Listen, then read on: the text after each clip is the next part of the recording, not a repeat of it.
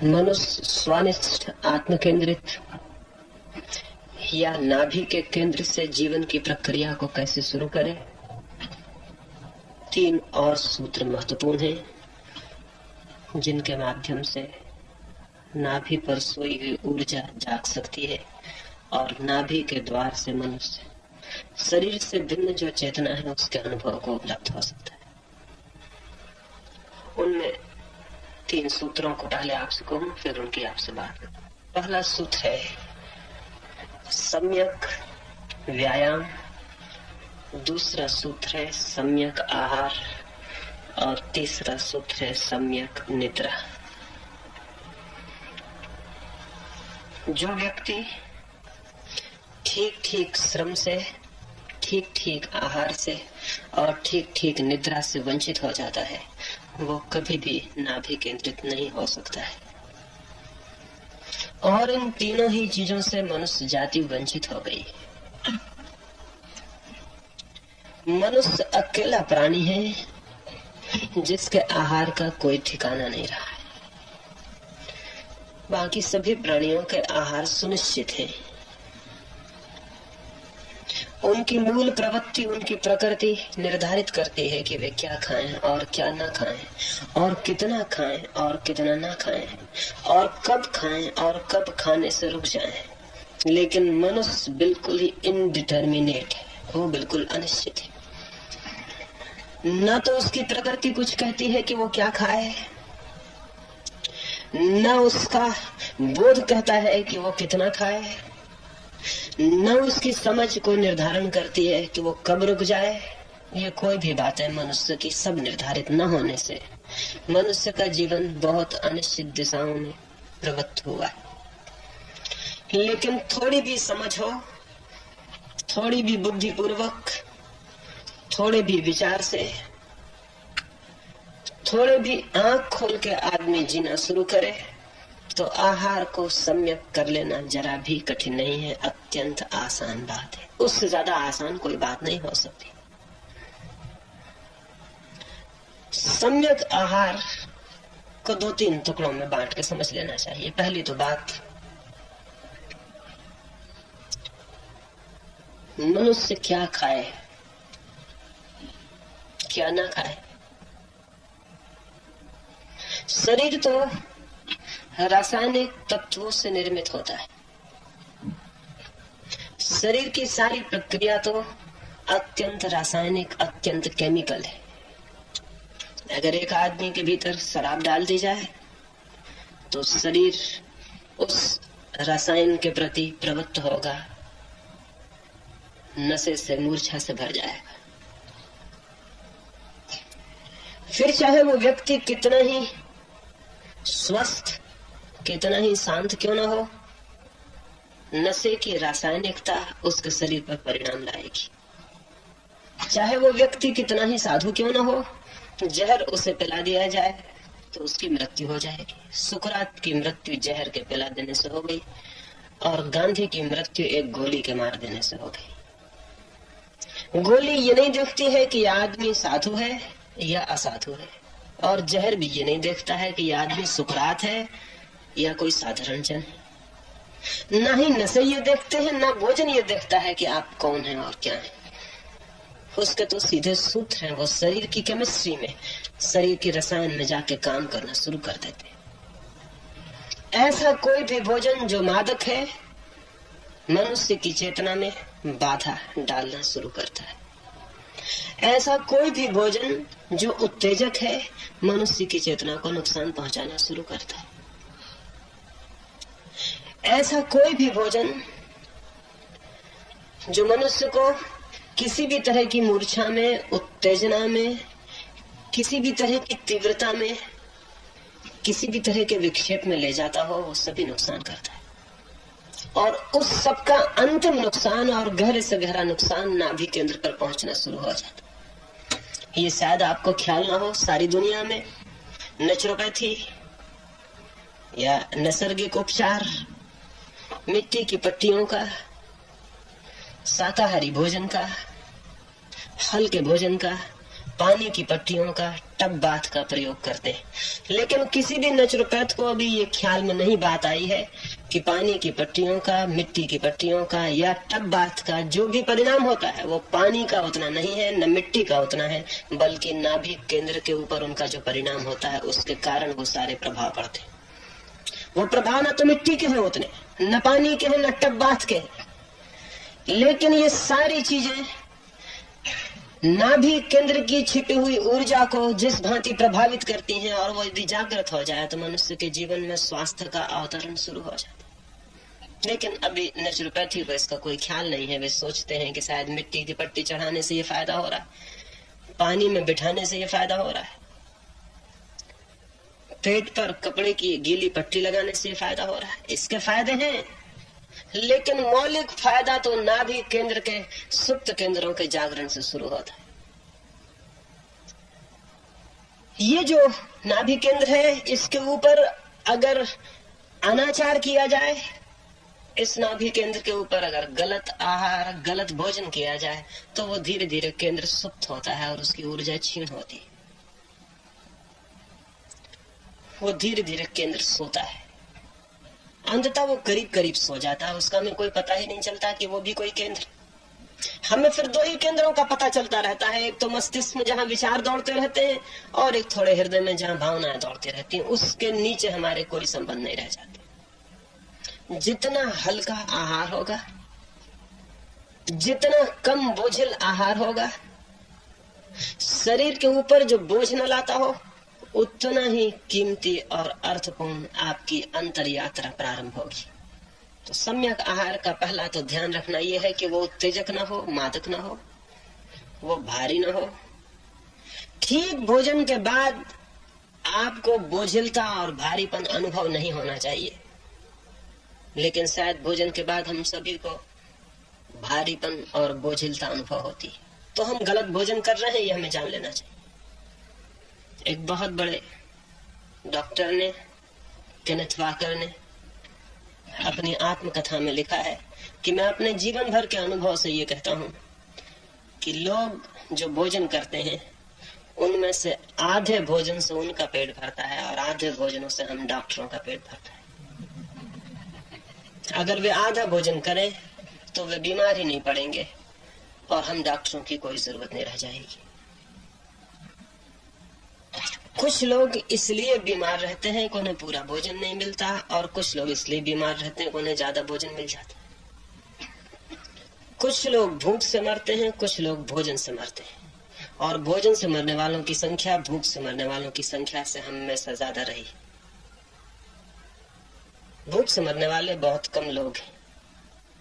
एक आदमी भूखा भी रहना चाहे तो कम से कम 3 महीने तक उसके मरने की बहुत कम संभावना है। 3 महीने तक तो कोई भी आदमी भूखा रह सकता है, लेकिन एक आदमी अगर 3 महीने तक अति भोजन करे तो कोई हालत में जिंदा नहीं रह सकता। लेकिन ऐसे ऐसे लोग हुए हैं कि जिनका ख्याल ही हमें हैरानी से भर दे। नीरो हुआ एक बहुत बड़ा बादशाह, उसने 2 डॉक्टर लगा रखे थे कि वो भोजन करने के बाद उसे वॉमिट करवा दें, उसे उल्टी करवा दें, ताकि दिन में वो कम से कम 15-20 बार भोजन करने का आनंद ले सके। तो वो खाना खाता, फिर दवा देके उसे उल्टी करवा दी जाती ताकि वो फिर से भोजन का आनंद ले सके। हम भी क्या कर रहे हैं? उसने डॉक्टर घर रख छोड़े थे, वो बादशाह था, हमने पड़ोस में बसा रखे। हम बादशाह नहीं। वो रोज उल्टी करवा लेता था, हम 2-4 महीने में करवाते। लेकिन हम करवाते क्या? हम गलत खा के इकट्ठा कर लेते हैं, फिर डॉक्टर उसको साफ करता है, फिर हम गलत खाना शुरू कर देते हैं। वो होशियार आदमी था, उसने रोज ही व्यवस्था कर ली थी, हम 2-3 महीने में करते।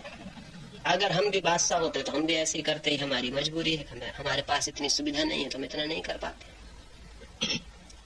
नीरो पे हमें हंसी आती है, लेकिन हम सब छोटी मोटी मात्रा में नीरो से भिन्न नहीं है।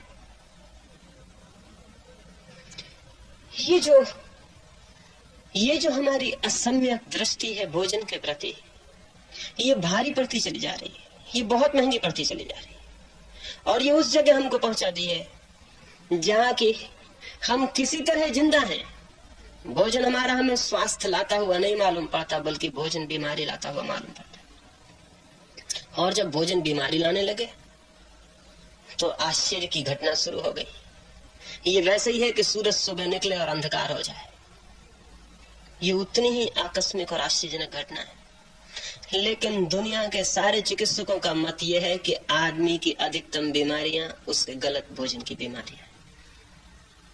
तो पहली बात, प्रत्येक व्यक्ति को इस संबंध में बहुत बोध और होश से चलना चाहिए। साधक के लिए मैं कह रहा हूं, ये साधक को यह ध्यान में रखना जरूरी है कि वो क्या खाता है, कितना खाता है और उसके परिणाम उसके शरीर पर क्या है।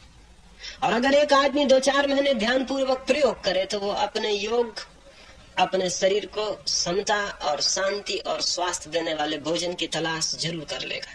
इसमें कोई कठिनाई नहीं है। लेकिन हम ध्यान ही नहीं देते हैं, इसलिए हम कभी तलाश ही नहीं कर पाते, हम कभी खोज ही नहीं पाते। दूसरी बात, भोजन के संबंध में, जो हम खाते हैं उससे भी ज्यादा महत्वपूर्ण यह है कि हम उसे किस भाव दशा में खाते हैं। उससे भी ज्यादा महत्वपूर्ण आप क्या खाते हैं, ये उतना महत्वपूर्ण नहीं है जितना ये महत्वपूर्ण है कि आप किस भाव दशा में खाते हैं। आप आनंदित खाते हैं या दुखी, उदास और चिंता से भरे हुए खाते हैं। अगर आप चिंता से खा रहे हैं तो श्रेष्ठतम भोजन के परिणाम भी पॉइजनस होंगे, जहरीले होंगे। और अगर आप आनंद से खा रहे हैं तो कई बार संभावना भी है कि जहर भी आप पर पूरे परिणाम न ला पाए, इसकी बहुत संभावना है।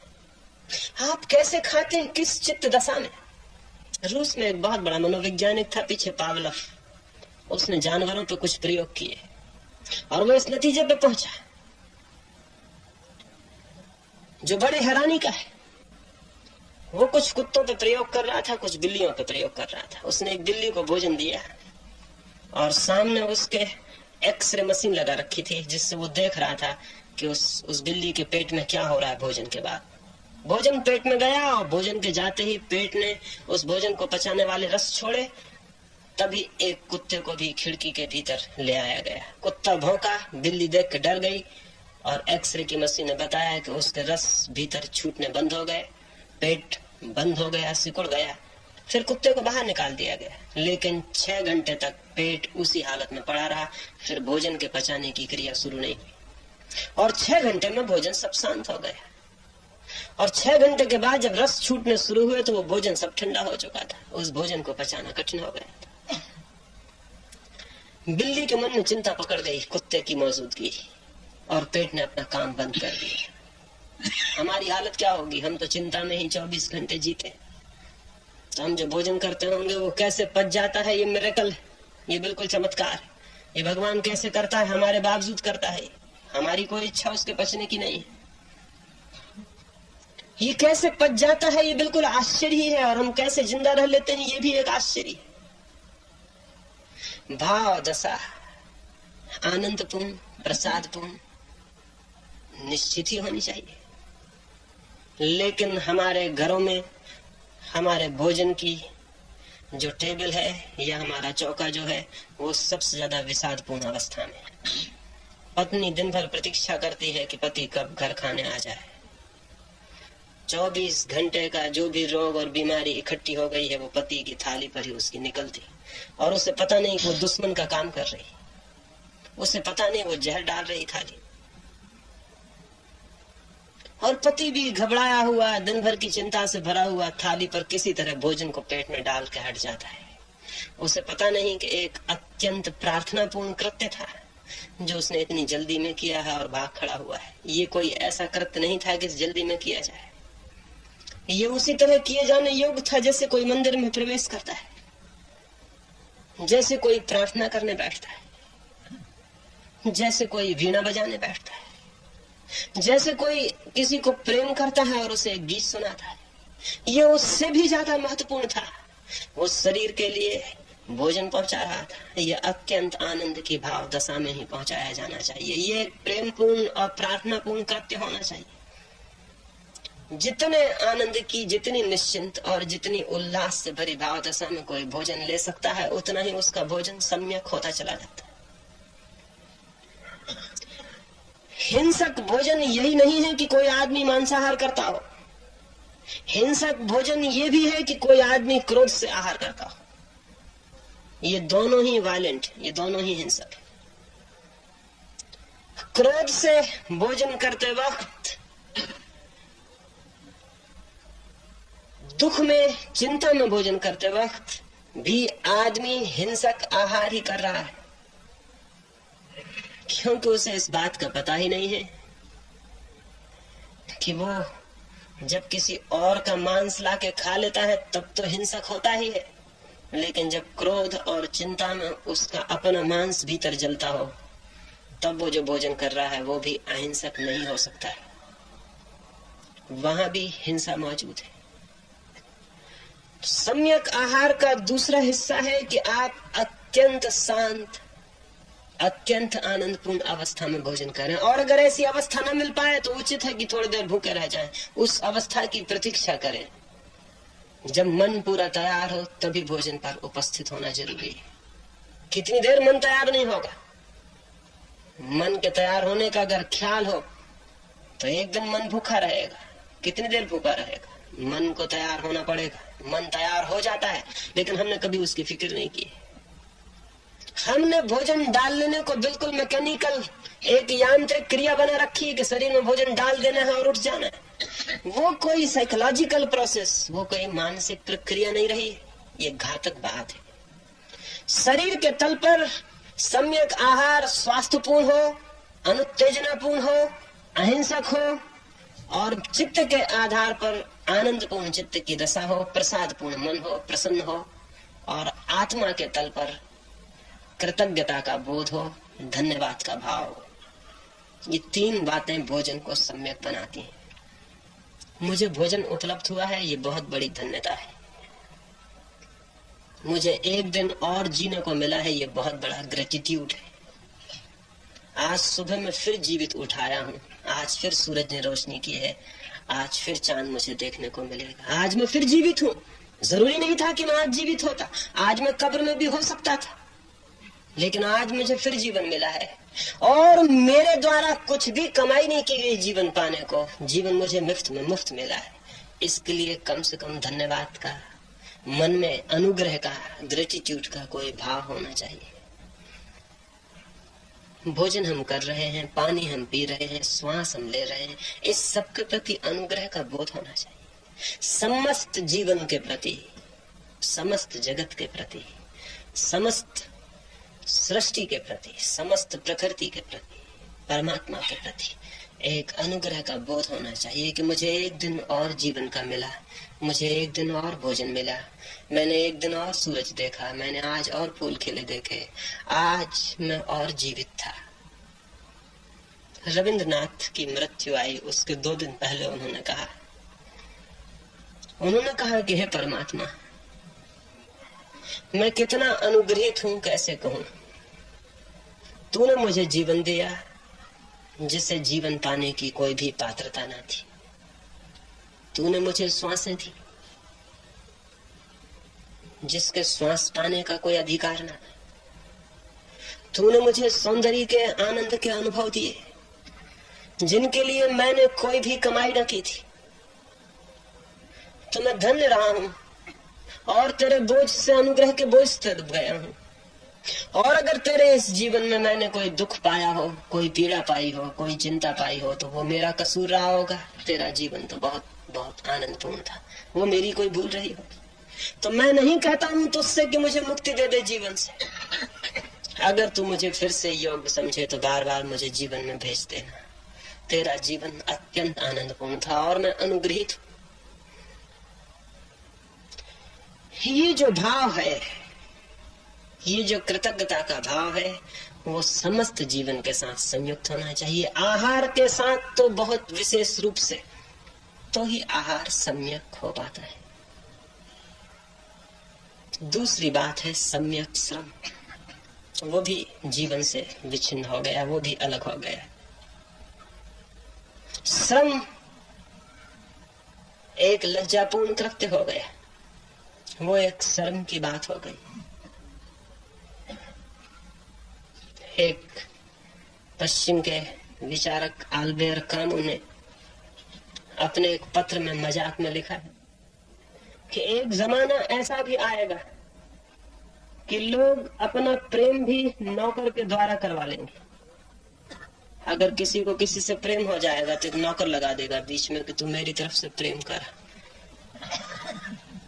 ये संभावना किसी दिन घट सकती है, क्योंकि और सब तो हम दूसरों से करवाना शुरू कर दिए। सिर्फ प्रेम भर एक बात रह गई जो हम खुद ही करते हैं। प्रार्थना हम दूसरे से करवाते, एक पुरोहित को रखवा लेते, कहते हमारी तरफ से प्रार्थना कर दो, हमारी तरफ से यज्ञ कर दो। मंदिर में एक पुजारी पाल लेते हैं, उससे कहते हैं तुम हमारी तरफ से पूजा कर देना। प्रार्थना और पूजा भी हम नौकरों से करवा लेते हैं। तो कोई आश्चर्य नहीं है जब परमात्मा से प्रेम का कर्तव्य हम नौकरों से करवा लेते हैं, तो कोई बहुत कठिन नहीं है कि किसी दिन समझदार आदमी अपना प्रेम भी नौकरों से करवा ले।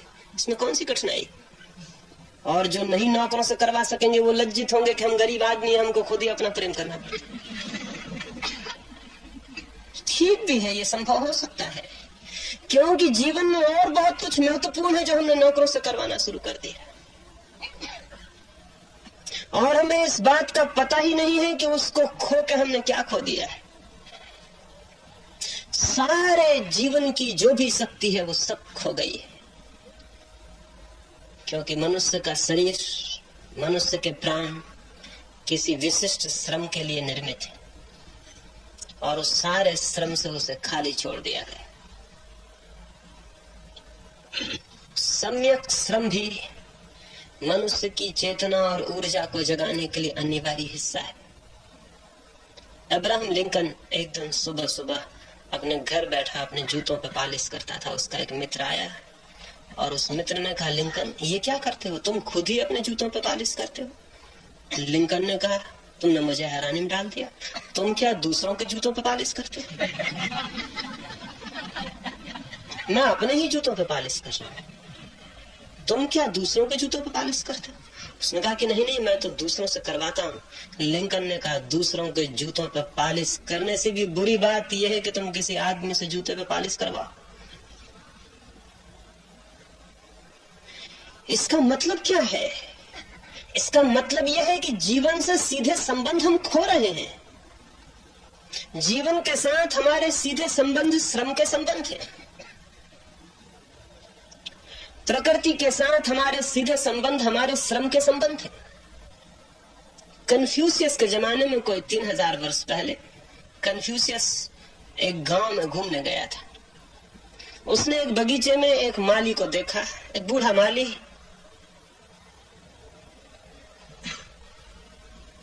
कुएं से पानी खींच रहा है। बूढ़े माली का कुएं से पानी खींचना बड़ा कष्टपूर्ण है। वो बुढ़ा लगा हुआ है पानी को, जहां बैल लगाए जाते हैं वहां बुढ़ा लगा हुआ है और उसका जवान लड़का लगा हुआ है, वो दोनों पानी खींच रहे हैं। वो बूढ़ा बहुत बूढ़ा है। कन्फ्यूशियस को ख्याल हुआ, क्या इस बूढ़े को अब तक पता नहीं है कि बैलों या घोड़ों से पानी खींचा जाने लगा है? ये खुद ही लगा हुआ खींच रहा है। ये कहां के पुराने ढंग को अख्तियार किए हुए है? तो वो बूढ़ा आदमी के पास कन्फ्यूशियस गया और उससे बोला कि मेरे मित्र, क्या तुम्हें पता नहीं है, नई इजाद हो गई है, लोग घोड़े और बैलों को जोत के पानी खींचते हैं, तुम खुद लगे हुए हो। उस बूढ़े ने कहा, धीरे बोलो, क्योंकि मुझे तो कुछ खतरा नहीं, लेकिन मेरा जवान लड़का ना सुन ले। कन्फ्यूशियस का तुम्हारा मतलब? मुझे सब इजाद पता है, लेकिन सब इजाद आदमी को श्रम से दूर करने वाली, और मैं नहीं चाहता कि मेरा लड़का श्रम से दूर हो जाए, क्योंकि जिस दिन वो श्रम से दूर होगा उसी दिन जीवन से भी दूर हो जाएगा। जीवन और श्रम समानार्थक है। जीवन और श्रम एक ही अर्थ रखते हैं, लेकिन धीरे धीरे हम उनको धन्यभागी कहने लगे जिनको श्रम नहीं करना पड़ता है, और उनको अभागे कहने लगे जिनको श्रम करना पड़ता है। और ये हुआ भी। एक अर्थ में बहुत से लोगों ने श्रम करना छोड़ दिया, तो कुछ लोगों पे बहुत श्रम पड़ गया। बहुत श्रम प्राण ले लेता है, कम श्रम भी प्राण ले लेता है। इसलिए मैंने कहा, सम्यक श्रम, श्रम का ठीक ठीक विभाजन। हर आदमी के हाथ में श्रम होना चाहिए, और जितनी तीव्रता से और जितने आनंद से और जितने अहोभाव से कोई आदमी श्रम के जीवन में प्रवृत्त होगा, उतना ही पाएगा कि उसकी जीवन धारा मस्तिष्क से उतर के नाभि के करीब आनी शुरू हो गई। क्योंकि श्रम के लिए मस्तिष्क की कोई जरूरत नहीं होती, श्रम के लिए हृदय की भी कोई जरूरत नहीं होती। श्रम तो सीधा नाभि से ही ऊर्जा को ग्रहण करता है और निकलता है। थोड़ा श्रम, ठीक आहार के साथ साथ थोड़ा श्रम अत्यंत आवश्यक है। और ये इसलिए नहीं कि ये किसी और के हित में है। क्या आप गरीब की सेवा करें तो ये गरीब के हित में, क्या आप जाके गांव में खेतीबाड़ी करें तो ये किसानों के हित में, क्या आप कोई श्रम करेंगे तो बहुत बड़ी समाज सेवा कर रहे हैं। झूठी हैं ये बातें। ये आपके हित में है और किसी के हित में नहीं। किसी के और के हित का इससे कोई संबंध नहीं। किसी और का हित इससे हो जाए वो बिल्कुल दूसरी बात है, लेकिन ये आपके हित में है। चर्चिल रिटायर हो गया था पीछे, तो मेरे एक मित्र उससे मिलने गए और उसके घर गए। वो अपनी बगिया में उस बुढ़ापे में खोद के कुछ पौधे लगा रहा था। तो मेरे मित्र ने उनसे कुछ राजनीति के प्रश्न पूछे। चर्चिल ने कहा छोड़ो भी, वो बात खत्म हो गई। अगर अब मुझसे कुछ पूछना है तो दो चीजों के बाबत पूछ सकते हो। अगर बाइबल के बाबत कुछ पूछना है तो इधर मैं पढ़ता हूँ, और बागवानी के संबंध में पूछना है तो इधर मैं बागवानी करता हूँ। बाकी अब राजनीति के संबंध में मुझे कोई मतलब नहीं। हो गई वो दौड़ खत्म। अब मैं श्रम कर रहा हूँ और प्रार्थना कर रहा हूँ। वे लौट के मुझसे कहने लगे कि मेरी कुछ समझ में नहीं आया कि चर्चिल कैसा आदमी, मैं सोचता था कुछ उत्तर देगा। उसने कहा अब मैं श्रम कर रहा हूँ और प्रार्थना कर रहा हूँ। मैंने उनसे कहा, उसने दो शब्द पुनरुक्त किए, रिपीटिशन किया। श्रम और प्रार्थना एक ही अर्थ रखते हैं, दोनों पर्यायवाची। और जिस दिन श्रम प्रार्थना हो जाता है और जिस दिन प्रार्थना श्रम बन जाती है, उस दिन सम्यक श्रम उपलब्ध होता है। थोड़ा श्रम अत्यंत आवश्यक है, लेकिन श्रम की तरफ ध्यान नहीं गया भारत के सन्यासियों का भी ध्यान, क्योंकि उन्होंने श्रम से अपने हाथ अलग खींच लिए। श्रम करने का उन्हें सवाल नहीं था, वे दूर हट गए। धनपति इसलिए दूर हट गया कि उसके पास धन था, वो श्रम खरीद सकता था। सन्यासी इसलिए दूर हट गए कि उन्हें संसार से कुछ लेना देना न था, उन्हें कुछ पैदा न करना था, पैसा न कमाना था, उन्हें श्रम की जरूरत क्या थी। परिणाम यह हुआ कि समाज के दो आदरणीय वर्ग श्रम से दूर हट गए, तो श्रम जिनके हाथ में रह गया वो धीरे धीरे अनादरणीय हो गया। श्रम का साधक की दृष्टि से कह रहा हूं मैं, अत्यंत बहुमूल्य अर्थ और उपादेयता है। इसलिए नहीं कि उससे आप कुछ पैदा कर लेंगे, बल्कि इसलिए कि जितना आप श्रम में प्रवृत्त होंगे, आपकी चेतना धारा केंद्रीय होने लगेगी, मस्तिष्क से नीचे उतरनी शुरू होगी। उत्पादक ही हो श्रम, ये भी जरूरी नहीं है, अनुत्पादक भी हो सकता है, व्यायाम भी हो सकता है। लेकिन कुछ श्रम शरीर की पूरी स्फूर्ति और प्राणों की पूरी सजगता के लिए और चित्त की पूरी जागृति के लिए अत्यंत आवश्यक है। ये दूसरा हिस्सा है, लेकिन इस हिस्से में भी भूल हो सकती है। जिससे भोजन के हिस्से में भूल होती है, या तो कोई कम भोजन करता है या कोई ज्यादा भोजन कर लेता है। वैसी भूल यहाँ भी हो सकती है, या तो कोई श्रम नहीं करता या फिर ज्यादा श्रम कर सकता है। पहलवान ज्यादा श्रम कर लेते हैं, वो रुग्ण अवस्था है। पहलवान कोई स्वस्थ आदमी नहीं है। पहलवान शरीर पर अति भार डाल रहा है और शरीर के साथ बलात्कार कर रहा है। तो शरीर के साथ बलात्कार किया जाए तो शरीर के कुछ अंग, कुछ मसल्स अधिक विकसित हो सकते हैं, लेकिन कोई पहलवान ज्यादा नहीं जीता, कोई पहलवान स्वस्थ नहीं मरता। ये आपको पता है।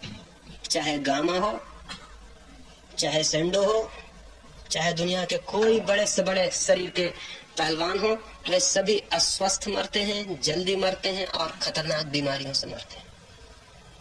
शरीर के साथ बलात्कार मसल्स को फुला सकता है, शरीर को दर्शनीय बना सकता है, एग्जीबिशन के योग्य बना सकता है, लेकिन एग्जीबिशन, प्रदर्शन और जिंदगी में बड़ा फर्क है। जीने में और स्वस्थ होने में और प्रदर्शन योग्य होने में बड़ा फर्क है। तो न तो कम और न ज्यादा, हर व्यक्ति को खोज लेना चाहिए अपने योग, अपने शरीर के योग, कि वो कितना श्रम करे कि ज्यादा स्वस्थ और ताजा जी सके। जितनी ताजगी होगी, जितना भीतर स्वस्थ हवा होगी, जितनी श्वास श्वास आनंदपूर्ण होगी, उतना ही जीवन आंतरिक होने में सक्षम होता है।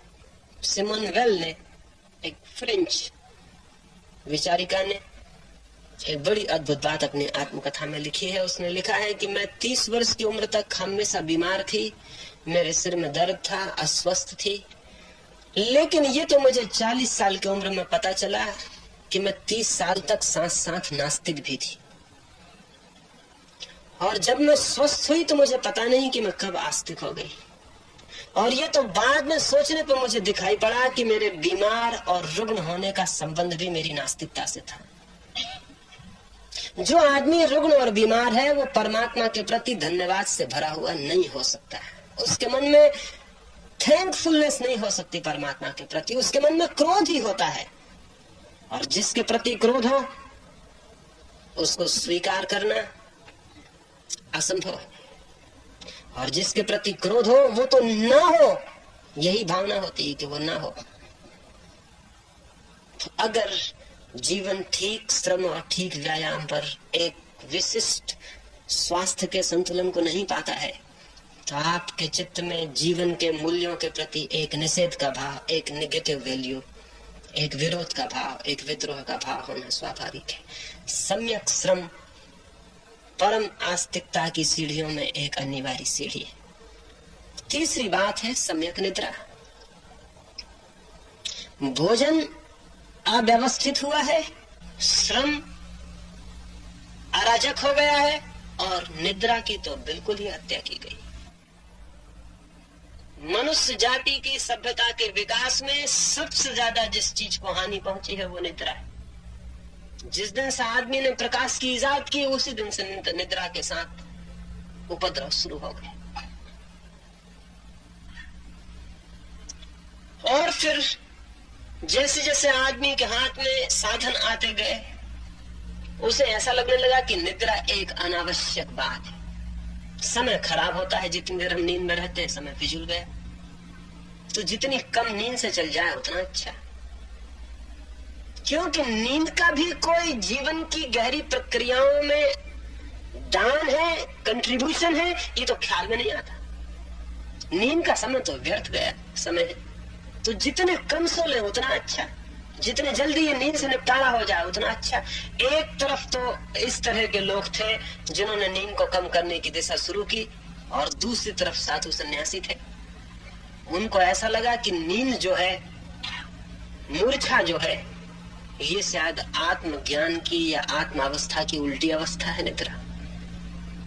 तो निद्रा लेना ठीक नहीं है, तो जितनी कम नींद ली जाए उतना ही अच्छा है। और भी साधुओं को एक कठिनाई थी कि उन्होंने चित्त में बहुत से सप्रेशन इकट्ठे कर लिए, बहुत से दमन इकट्ठे कर लिए। नींद में उनके दमन उठ के दिखाई पड़ने लगे, सपनों में आने लगे, तो नींद से एक भय पैदा हो गया, क्योंकि नींद में वे सारी बातें आने लगी जिनको दिन में उन्होंने अपने से दूर रखा है। जिन स्त्रियों को छोड़ के वे जंगल में भाग आए हैं, नींद में वे स्त्रियां मौजूद होने लगी, वे सपनों में दिखाई पड़ने लगी। जिस धन को, जिस यश को छोड़ के वे चले आए हैं, सपने में उनका पीछा करने लगा। तो उन्हें ऐसा लगा कि नींद तो बड़ी खतरनाक है, हमारे बस के बाहर है, तो जितनी कम नींद हो उतना अच्छा। तो साधुओं ने सारी दुनिया में खबर पैदा की कि नींद कुछ गैर आध्यात्मिक, अन्य स्पिरिचुअल बात है, ये अत्यंत मूर्खतापूर्ण बात है। एक तरफ वे लोग थे जिन्होंने नींद का विरोध किया, क्योंकि ऐसा लगा फिजूल है नींद, इतनी सोने की क्या जरूरत है, जितनी देर हम जागेंगे उतना ही ठीक है। क्योंकि गणित और हिसाब लगाने वाले, स्टैटिस्टिक्स जोड़ने वाले लोग बड़े अद्भुत हैं। उन्होंने हिसाब लगा लिया कि एक आदमी 8 घंटे सोता है, तो समझो कि दिन का तिहाई हिस्सा तो सोने में चला गया। और एक आदमी अगर 60 साल जीता है तो 20 साल तो फिजूल गए, 20 साल बिल्कुल बेकार चले गए, 60 साल की उम्र 40 ही साल की रह गई। फिर उन्होंने और हिसाब लगा लिया, उन्होंने हिसाब लगा लिया कि एक आदमी कितनी देर में खाना खाता है, कितनी देर में कपड़े पहनता है, कितनी देर में दाढ़ी बनाता है, कितनी देर में स्नान लगाता है। सब हिसाब लगा के उन्होंने बताया कि तो सब जिंदगी बेकार चली जाती है। आखिर में उतना समय कम करते चले गए तो पता चला कि दिखाई पड़ता है कि आदमी 60 साल जिया, 20 साल नींद में चले गए, कुछ साल भोजन में चले गए, कुछ साल स्नान करने में चले गए, कुछ खाना खाने में चले गए, कुछ अखबार पढ़ने में चले गए, सब बेकार चला गया, जिंदगी में कुछ बचता नहीं।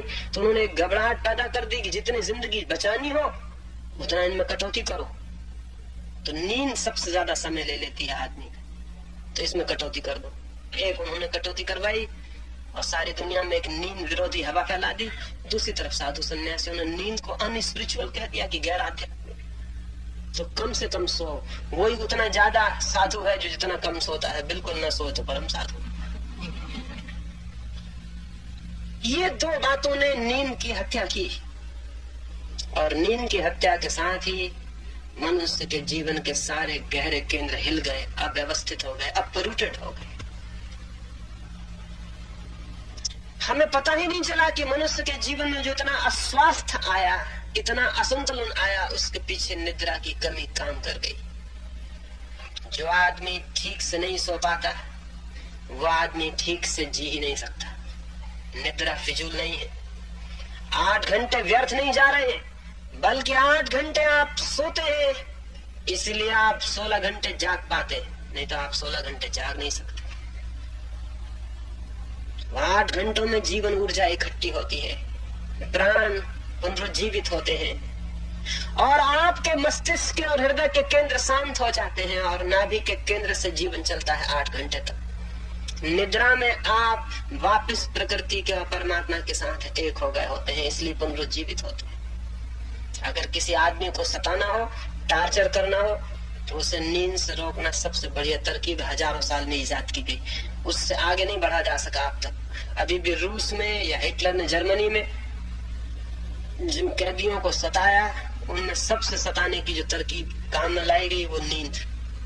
सोने मत दो किसी कैदी को, बस उसकी जिंदगी में इतना टार्चर पैदा हो जाता है जिसका हिसाब।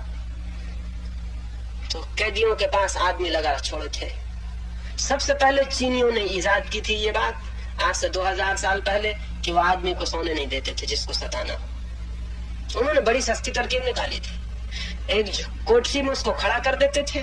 कोठरी इतनी सकड़ी होती थी कि वो हिलडुल नहीं सकता था, ना बैठ सकता था, ना लेट सकता था, और उसके सिर पर बूंद बूंद पानी टपकाते रहते ऊपर से। तो टप टप टप वो उसके सिर पर पड़ता रहता। तो वो और हिलडुल सकता नहीं, बैठ सकता नहीं, लेट सकता नहीं। ज्यादा से ज्यादा 12 घंटे, 16 घंटे, 18 घंटे, और आदमी चिल्लाने लगता, चीखने लगता कि मैं मर जाऊंगा, मुझे बचाओ, मुझे बाहर निकालो। वो कहते कि फिर बता दो जो बातें तुम छिपा रहे हो। 3 दिन से ज्यादा साहस वाला आदमी भी थक जाता। इधर जर्मनी में हिटलर ने और स्टालिन ने भी रूस में यही किया, लाखों लोगों के साथ, कि उनको जगाए रखो, उनको सोने मत दो।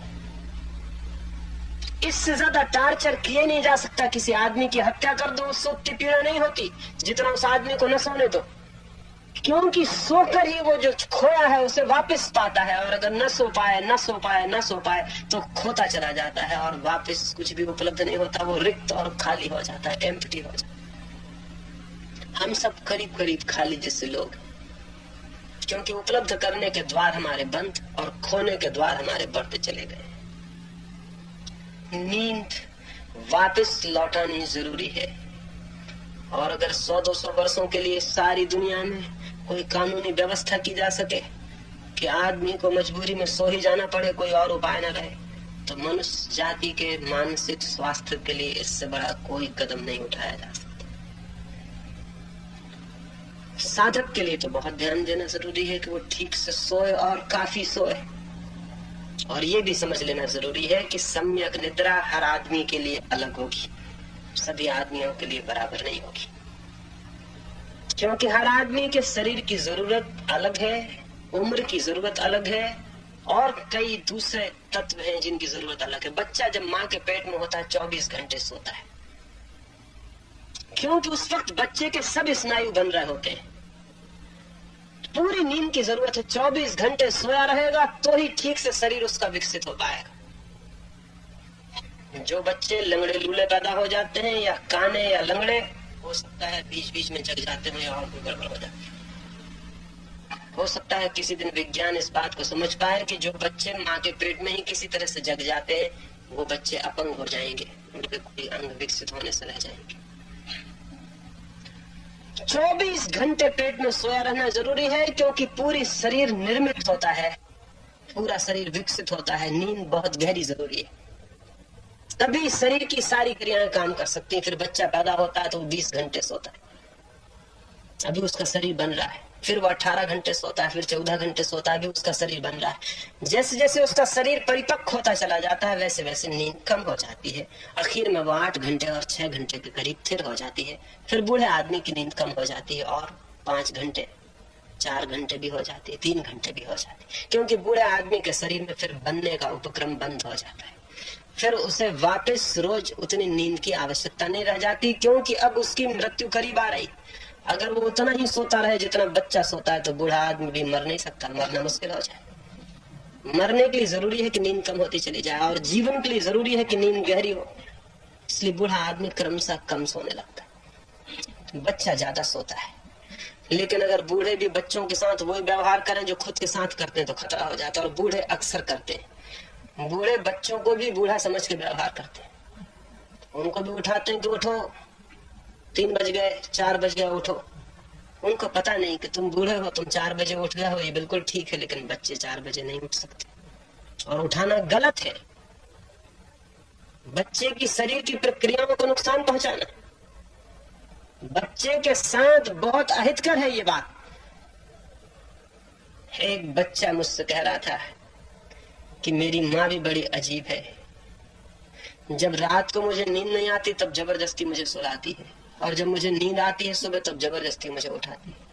ये मेरे को समझ में नहीं आता कि जब मुझे नींद नहीं आती तब मुझे सुलाया जाता है, और जब मुझे नींद आती तब मुझे उठाया जाता है। तो वो मुझसे बोला कि मेरी माँ को आप समझा दें, दुनिया को आप समझाते हैं, मेरी माँ की कुछ समझ में आ जाए। ये उल्टे ही क्यों करती?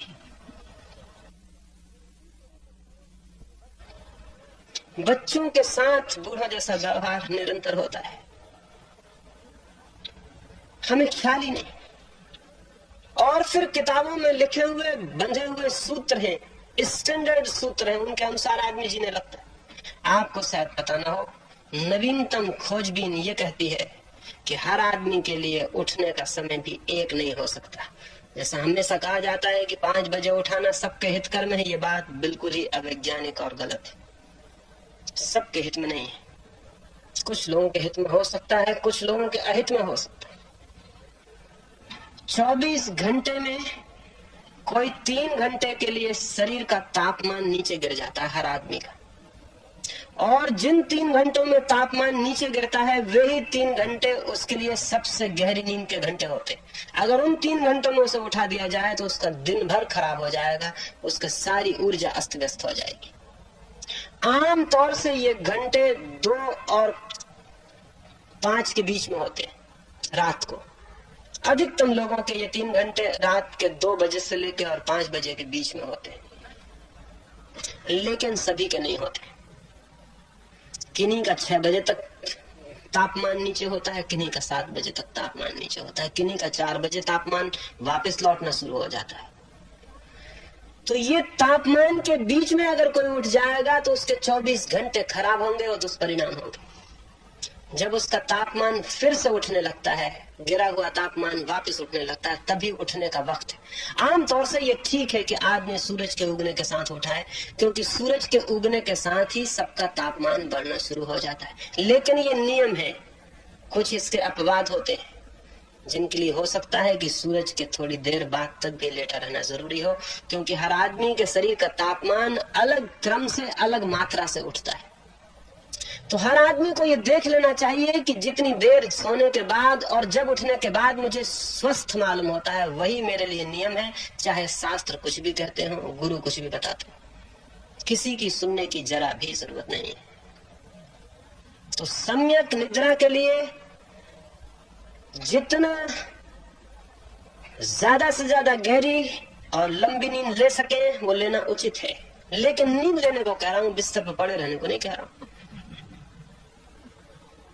बिस्तर पर पड़े रहना नींद नहीं है। और जब आपके लिए स्वास्थ्यपूर्ण मालूम पड़े तभी उठना आपके लिए नियम है।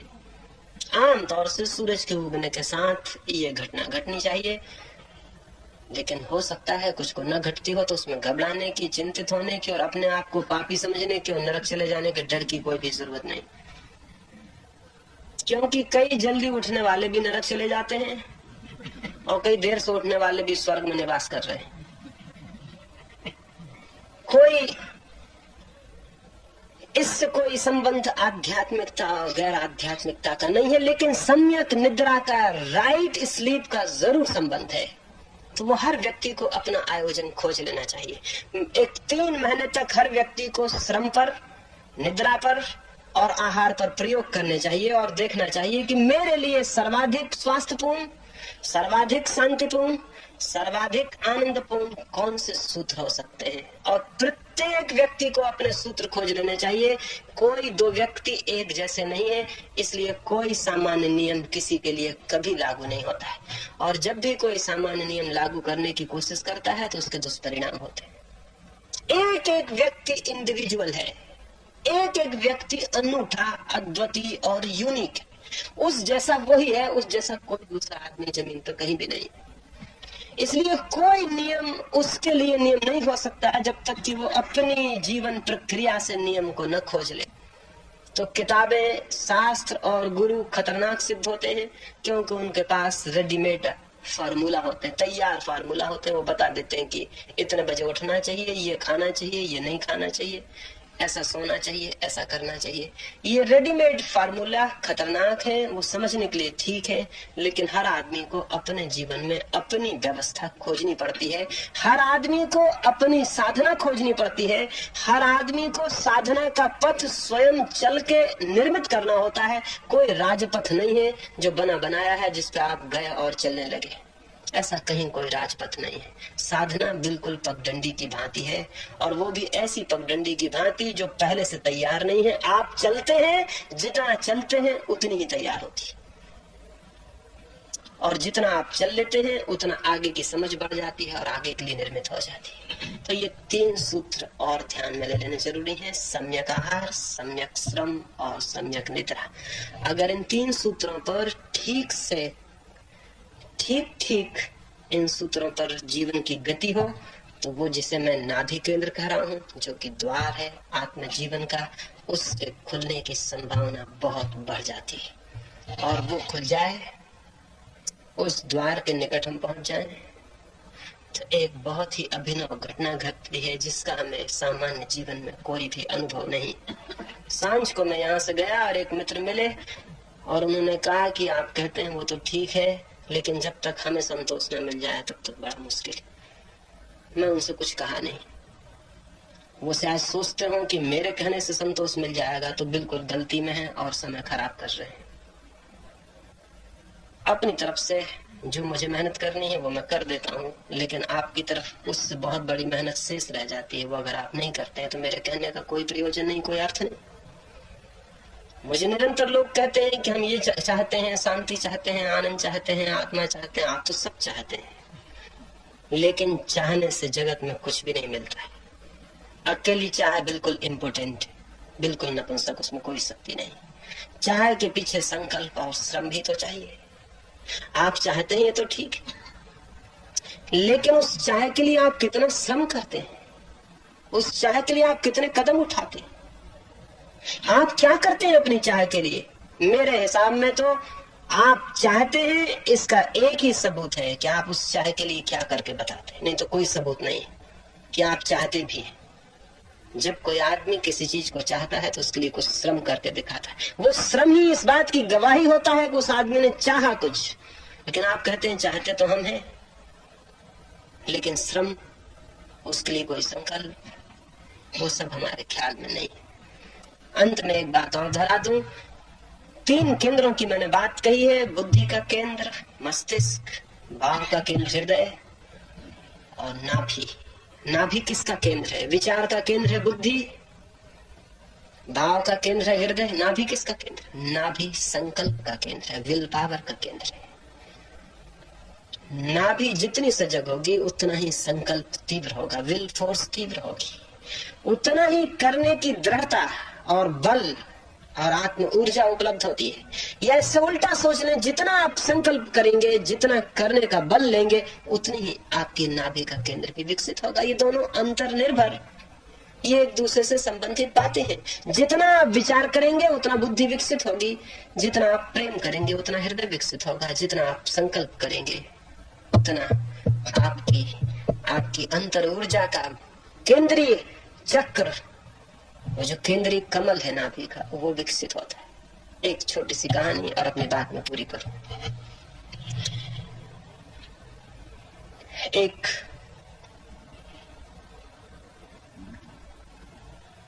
फकीर, अंधा फकीर, एक गांव में भीख मांग रहा था। उसके पास तो आंखें नहीं थी। भीख मांगते हुए वो मस्जिद के द्वार पे पहुंच गया। मस्जिद के द्वार पर उसने हाथ फैलाया और मांगा कि मुझे कुछ मिल जाए, मैं भूखा हूँ। पास से निकलते हुए लोगों ने कहा, पागल, ये ऐसा घर नहीं है जहाँ कोई भीख मिल सके। ये तो मस्जिद, ये तो मंदिर है, यहाँ कोई रहते ही नहीं। तू कहाँ भीख मांग रहा है? ये तो मस्जिद है, यहाँ कुछ भी नहीं मिलेगा, और कहीं आगे बढ़। वो फकीर हंसने लगा और उसने कहा, अगर भगवान के घर से कुछ नहीं मिलेगा तो फिर किस घर से मिलेगा? ये तो अंतिम घर आ गया। भूल से मैं अंतिम मकान के सामने आ गया। अब यहाँ से कैसे हटूं, और हटूं तो कहाँ जाऊं, क्योंकि इसके आगे कोई घर नहीं। अब मैं यहीं रुक जाऊंगा और यहाँ से लेकर ही हटूंगा। लोग हंसने लगे। उन्होंने कहा, पागल, यहाँ कोई रहते ही नहीं, तुझे देगा कौन? उसने कहा, ये सवाल नहीं है, लेकिन भगवान के घर से अगर खाली हाथ लौटना पड़ेगा तो फिर हाथ कहाँ भरे जा सकेंगे? फिर तो कहीं हाथ नहीं भरे जा सकते। अब आ ही गया हूं इस द्वार पर, तो हाथ भर के ही लौटूंगा। वो फकीर वहीं रुक गया और 1 वर्ष तक उसके हाथ वैसे ही फैले रहे और उसके प्राण वैसे ही पुकार करते रहे। और गांव के लोग उसे पागल कहने लगे, और गांव के लोग उससे कहने लगे, तू बिल्कुल ना समझ, तू कहाँ हाथ फैलाए बैठा हुआ है, यहाँ कुछ भी मिलने को नहीं है। लेकिन वो फकीर भी एक था, वो बैठा ही रहा और बैठा ही रहा और बैठा ही रहा। और 1 वर्ष बीत जाने के बाद उस गांव के लोगों ने देखा कि शायद उस फकीर को कुछ मिल गया। उसके चेहरे की रौनक बदल गई। उसके आसपास एक शांति की हवा उठने लगी। उसके आसपास एक रोशनी खड़ी हो गई, एक सुगंध बहने लगी। वह आदमी नाचने लगा, जिसकी आंखों में आंसू थे वहां मुस्कुराहट आ गई। वो जैसे मुर्दा हो गया था, इस वर्ष में उसके प्राण फिर से खिल उठे। वो नाचने लगा। लोगों ने पूछा कि क्या तुम्हें मिल गया? उसने कहा कि यह असंभव था कि न मिलता, क्योंकि मैंने तय ही कर लिया था कि या तो मिलेगा और या फिर मैं नहीं रह जाऊंगा। जो मैंने चाहा था वो मुझे उपलब्ध हो गया है, और मैंने तो शरीर के लिए रोटी चाही थी और मुझे आत्मा के लिए रोटी भी मिल गई। और मैंने तो शरीर की भूख मिटानी चाहिए थी और मेरी आत्मा की भूख भी मिट गई। लेकिन वे पूछने लगे, तुझे मिला कैसा, तूने कैसे पाया? उसने कहा, मैंने कुछ भी नहीं किया, लेकिन मैंने अपनी प्यास के पीछे अपने पूरे संकल्प को खड़ा कर दिया। और मैंने कहा, अगर प्यास है तो उसके साथ पूरा संकल्प भी चाहिए। मेरा पूरा संकल्प साथ था, मेरी प्यास पूरी हो गई। मैं उस जगह पहुंच गया जहां वो पानी मिल जाता है जिसे पीने से फिर कोई प्यास नहीं रह जाती। संकल्प का अर्थ है जो हम चाहते हैं, जो हमें ठीक दिखाई पड़ता है, जो हमें मालूम होता है कि रास्ता है, उस पे चलने का आत्मबल भी जुटाना और साहस जुटाना और दृढ़ता जुटानी।